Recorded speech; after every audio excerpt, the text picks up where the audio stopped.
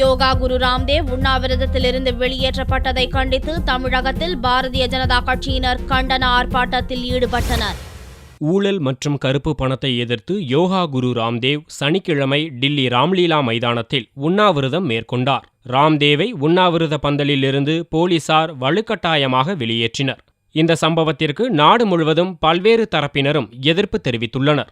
இந்நிலையில் சென்னையில் பாரதிய ஜனதா மாநில தலைவர் பொன் ராதாகிருஷ்ணன் தலைமையில் கண்டன ஆர்ப்பாட்டம் நடைபெற்றது.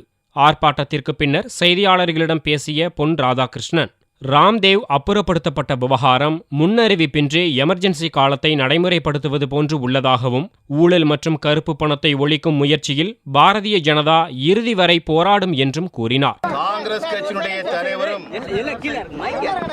அன்றைய பிரதம மந்திரியுமான இந்திரா காந்தி அம்மையார் அவர்கள் எப்படி இந்த நாட்டிலே அவசர நிலையை பிரகடனப்படுத்தினாரோ அதே போன்ற ஒரு நிலையை இன்று மத்தியில் இருக்கக்கூடிய காங்கிரஸ் அரசாங்கம் எடுத்திருக்கின்றது. 36 ஆண்டுகளுக்கு முன்பாக அறிவிக்கப்பட்டு எமர்ஜென்சி கொண்டு வரப்பட்டது.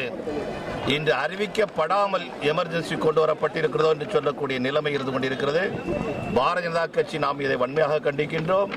தொடர்ந்து எங்களுடைய போராட்டம் இது குறித்து நாங்கள் நடத்தி கொண்டே இருப்போம். நிச்சயமாக இந்த போராட்டம் மக்கள் மத்தியிலே வெற்றி பெறும் என்பதை தெரிவித்துக் கொள்கிறோம். இந்த ஆர்ப்பாட்டத்தில் பாரதிய ஜனதா மூத்த தலைவர் இல கணேசன் உட்பட பலர் கலந்து கொண்டனர்.